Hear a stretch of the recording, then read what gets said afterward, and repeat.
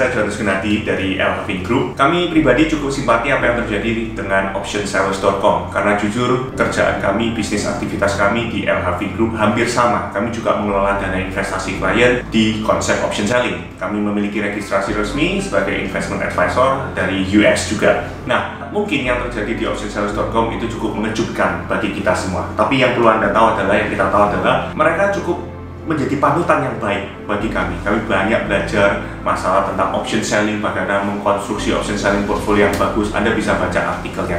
Jadi ada pro and cons, ada yang haters, ada juga yang simpati. Tapi kami termasuk dalam posisi yang cukup mengerti dan memahami posisinya option seller. So, yang kita tahu apa?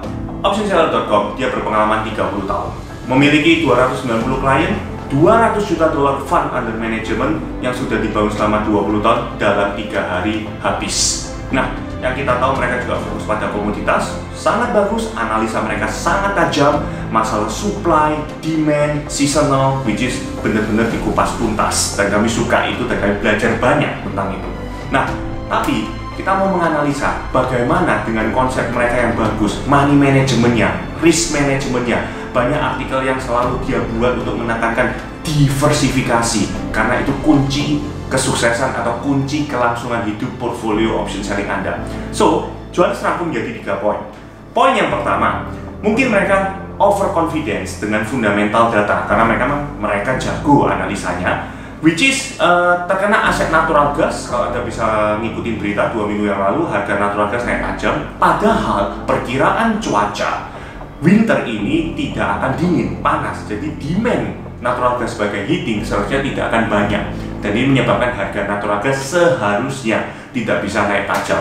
Tapi karena mereka overconfidence dengan data ini, mereka melakukan yang namanya averaging, ya. Jadi posisi option sellingnya ditutup, terus mereka buka lebih jauh dengan jumlah lot yang lebih banyak, double. Nah, tentu saja ini cuma perkiraan analisa Johannes, tidak bisa dijamin kebenarannya. Yang kedua masalah adalah volatilitas aset natural gas. Volatilitas aset natural gas pada saat kejadian di 2 minggu yang lalu, itu volatilitasnya mencapai 120%. Tertinggi sepanjang sejarah financial asset. Dan ini membuat market pada kondisi vakum, orang panik, sehingga posisi option selling tidak bisa di-cut loss, tidak bisa ditutup. Kalau Anda baca artikelnya, makanya sampai ada nasabahnya mereka, dana investasinya tidak sekedar habis nol, tetapi malah menjadi minus. Karena broker pun tidak dapat menemukan lawan mainnya. Kenapa? Karena volatilitas at a record high. This is the true reason what kills option sellers. Nah, yang terakhir yang kita perlu tahu adalah mereka mungkin menggunakan yang namanya portfolio margin atau spam margin. Apa itu? Basically, kalau dana Anda besar, Anda bisa minta diskon ke broker. Setiap kali membuka satu aset, satu lot, maka margin yang diminta bisa sangat kecil. Which is ini senjata atau pisau bermata dua, Bapak Ibu. Kenapa? Kalau margin yang diminta oleh broker kecil, maka nanti pengalokasian jumlah lot Anda itu menjadi banyak. Dengan kata lain, over positioning. Ini adalah 3 poin yang kami pelajari kesalahan daripada optionsellers.com. Nah, sekarang kita sudah mengerti apa yang terjadi. Kita di Elhavin Group juga mengalami hal yang sama. Bapak Ibu, Anda saat ini cuma memiliki 2 macam pilihan. 1, kita menerima kegagalan ini dan kita menyerah. Atau Bapak Ibu, Anda mau menerima kegagalan ini, kita pelajari baik-baik apa yang terjadi, sehingga kita bisa menciptakan sebuah konsep option selling yang lebih bagus, lebih kuat, dan tahan banting. So, here we go. Yang kita pelajari adalah 1, psikologi market itu jelas cuma ada 2, fear atau greed. Fear sifatnya instan atau cepat, greed itu sifatnya slow. Kalau Anda berbicara sektor saham, kalau naik pelan, nyicil. Tapi kalau sahamnya turun, itu sifatnya cepat, karena ada psikologi yang namanya fear, panik. Nah, komoditas berbeda dengan saham. Komoditas itu kebalik. Kalau dia naik cepat, tapi kalau turun pelan. Kenapa? Karena faktor fear-nya itu adalah pada saat komoditas itu naik. Kenapa komoditas bisa naik tajam? Karena takut gagal panen, supply-nya bermasalah, takut nggak ada stok, sehingga itu ada psikologi fear, sehingga membuat pergerakan naiknya cepat. Sedangkan kalau turun, namanya produser stok lagi banyak, mereka pasti berusaha menahan harganya biar turunnya pelan-pelan. So, Anda harus tahu, option selling kelemahannya adalah speed, yaitu kecepatan. Pergerakan yang sifatnya naik cepat secara mendadak atau turun cepat secara mendadak. Untuk itu, jika Anda mau mengaplikasikan konsep option selling pada sektor komoditas, perlu Anda pahami sell call lebih berbahaya daripada sell put. Anda harus pikir dan berhati-hati, ekstra hati-hati jika Anda melakukan sell call. Poin kedua, ini yang menjadi permasalahan kenapa optionseller.com juga sudah ditutup, kita pun juga mengalami kerugian karena waktu itu ada kejadian posisi nggak bisa ditutup. Kenapa posisi tidak bisa ditutup? Sudah juara ceritakan karena IV-nya waktu itu record high. So, poin kedua adalah masalah IV. IV adalah implied volatility. IV volatilitas ada pada saat kondisi tinggi atau kondisi rendah.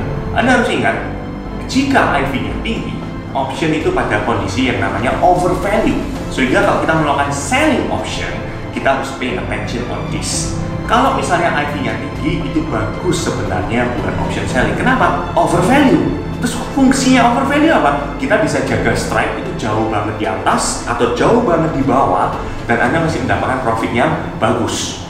So, di sini kita mau kasih rule lagi. Anda hanya boleh melakukan sell call pada saat IV-nya sedang tinggi, dan ini mutlak, wajib. Ya, apalagi kita tahu sell call lebih berbahaya, aturannya lebih ketat. Sedangkan kalau Anda mau melakukan sell put, itu Anda masih bisa fleksibel dikit. Ya, Anda nggak harus IV-nya tinggi banget. Mungkin IV-nya rendah juga, IV-nya rata-rata maksud saya juga nggak apa-apa. Tapi jangan sampai IV-nya rendah. Itu jelas-jelas tidak boleh. Nah, ini yang poin ketiga yang Jonas mau sampaikan. Ini juga masalah penting. Salah satu kunci sukses daripada option selling itu jelas yang namanya money management. Kita sudah jelaskan di kesalahan yang ketiga, yaitu mereka menerapkan yang namanya portfolio margin atau spam margin, di mana Anda bisa minta broker margin yang dicas ke Anda itu untuk satu posisi kecil. Ini seperti pedang bermata dua, Bapak Ibu. Ingat, pada saat Anda mengaplikasikan margin yang kecil, otomatis alokasi Anda per satu lot, per dua lotnya jadi tambah banyak karena margin yang diminta kecil. Ujung-ujungnya apa? Over trading atau over positioning. Ingat Bapak Ibu, tidak ada produk finansial yang jelek, dan namanya option selling itu adalah produk derivatif. Produk derivatif selalu mengandung yang namanya leverage. Leverage itulah yang bisa membunuh Anda. Jika Anda take excessive leverage yang berlebihan, maka risikonya juga sangat tinggi. So, goal kita simple Bapak Ibu, jangan pernah sesekali menggunakan margin yang diminta oleh broker. Anda harus memiliki standar margin sendiri. Misalnya broker minta 1000, Anda jangan pakai 1000, Anda gunakan yang lebih besar, 2000 atau bahkan 3000 untuk satu lot. Tujuannya apa? Simple, kita mau mengurangi exposure kita terhadap leverage. That's the goal. Nah, poin yang terakhir Bapak Ibu yang menyebabkan kenapa positionnya tidak bisa di cut loss, waktu itu ada headache tidak bisa di cut loss, itu simple. Back to basic, yaitu masalah apa? Masalah market capital, likuiditas. So, jika Anda mau memilih aset untuk melakukan option selling, pastikan aset itu dan option itu sendiri memiliki banyak pemain, likuiditasnya tinggi dan banyak. Di sini Jonas sudah list, ya seperti Anda bisa lihat, juara satunya tetap adalah SPY, diikuti oleh bond, ada juga crude oil, ada juga emas, mata uang euro. Itu adalah aset-aset dengan likuiditas yang tinggi. Tujuannya apa? Bakalan susah digoreng. Ya, ini penting sekali karena market capitalnya besar. Dan kita bisa lihat natural gas berada di urutan ke-13, which is artinya apa? Natural gas market capitalnya tidak begitu besar. So, moral of the story apa? Untuk market capital yang tidak begitu besar, aturan mainnya simple. Anda hanya boleh melakukan sell put saja. Karena di sektor komoditas, gorengan selalu gorengannya naik ke atas, sell call-nya yang berbahaya. Nah, untuk menghindari masalah itu, untuk masalah kandidat, kita bagi menjadi dua, seperti Anda bisa lihat di sini. Ada yang namanya risky asset, ada yang namanya juga non risky asset berdasarkan tingkat likuiditasnya. Untuk aset-aset seperti kopi, coklat, yang market capitalnya kecil, Anda harus hanya boleh melakukan sell put saja, tidak boleh sell call. Sedangkan yang likuiditasnya banyak, Anda boleh melakukan sell put, Anda juga masih boleh melakukan sell call. Sebenarnya natural gas, ya kita boleh bilang likuiditasnya itu tidak banyak ya, tidak rendah. Tapi kita kasih perkecualian di sini. Untuk musim-musim tertentu, natural gas paling volatile itu adalah musim winter, karena natural gas fungsinya untuk penghangat. Jadi di musim-musim seperti itu, Anda tidak boleh melakukan sell call, hanya boleh melakukan sell put. Begitu juga dengan sektor grain, ada jagung, soybean, dan wheat. Di saat musim panen, itu juga masa-masa paling bahaya, takut gagal panen, harganya naik cepat, sell call-nya bahaya. Maka di bulan-bulan tertentu itu sama, tidak boleh sell call, Anda hanya boleh sell put. So, Bapak Ibu, ini adalah opini pribadi dari LHV Group. Jadi semoga konsep option selling yang baru ini dengan ada tambahan rule-rule ini membuat konsep option selling kita lebih baik, membuat konsep option selling kita lebih kuat, dan yang paling penting, tahan banting terhadap gorengan-gorengan di masa depan. So, semoga informasi ini bermanfaat buat Anda semua. Ini hanya ulasan pribadi. Jika Anda ingin mengenal kita, Anda bisa lihat kontak di detail kita di sini. Kita juga punya yang namanya Option Selling Starting Guide, di mana ini adalah panduan lengkap buat Anda yang ingin mengenal konsep investasi option selling. Oke, terima kasih.